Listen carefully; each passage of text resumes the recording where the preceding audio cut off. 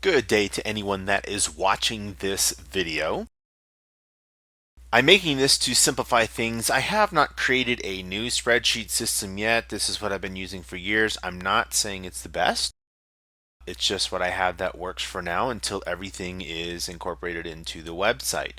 So I just wanted again to explain all of this to you new owners, and that way you're not lost or asking me tons of questions. So this is a sample from a current owner.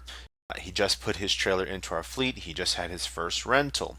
Now, you have 4 sheets at the bottom. If you're familiar with Excel, there are sheets. They're usually listed at the bottom. I happen to have 4 sheets. One of them is monthly. This is the monthly snapshot showing everything that's going on. Your repairs is going to be any type of current repairs, and these should match up with your maintenance log that we email at the end of the month. If you're familiar with Dropbox, we are giving you guys links to their Dropbox folders for the time being.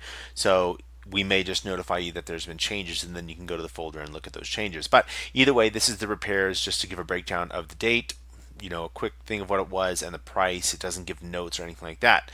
And then the rentals. So there's 2 tabs, because usually when when owners bring in their new unit to us to rent, it carries over for the next year. So we have these. Let's start with just the rentals tab right here. So each one is broken down into months. So this is the first thing that kind of confuses a lot of people, or why are all these months on here if there was no income, yada yada yada. I created this as a template. So obviously some months will have rentals and some months will not. So you can ignore if there's nothing in this column. This column is going to show you specifically who rented, the dates that they rented, the gross nightly rental, so what they paid for the nightly. This is the portion that we split, and then everything else. If they paid insurance, any other fees that may have been associated with it, propane, extras, generator, mileage, yada, yada, yada. And then the total.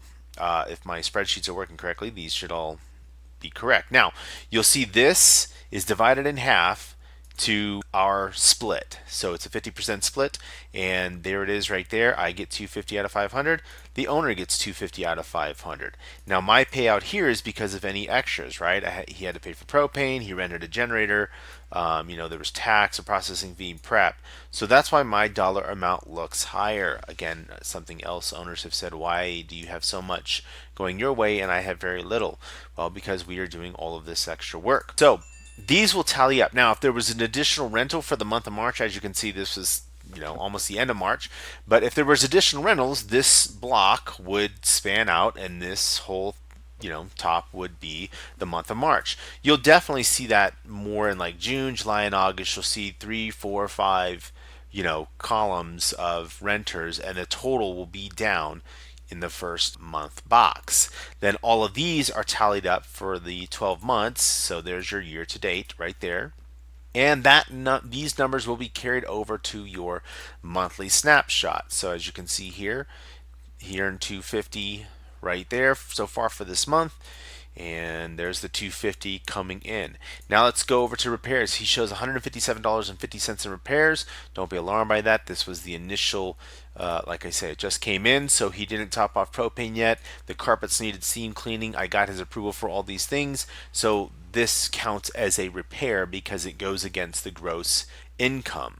So 3250 to 125. So there's the tally, the total there. This is the total. There's your year to date. Each month has a total. If there are multiple repairs, as you'll see, the lines will continue to go down and they'll be totaled up for that specific month. And then that gross value will be put here. Storage. There is no tab for storage because this is just put on your monthly snapshot. Same with the insurance. There's no tab for insurance.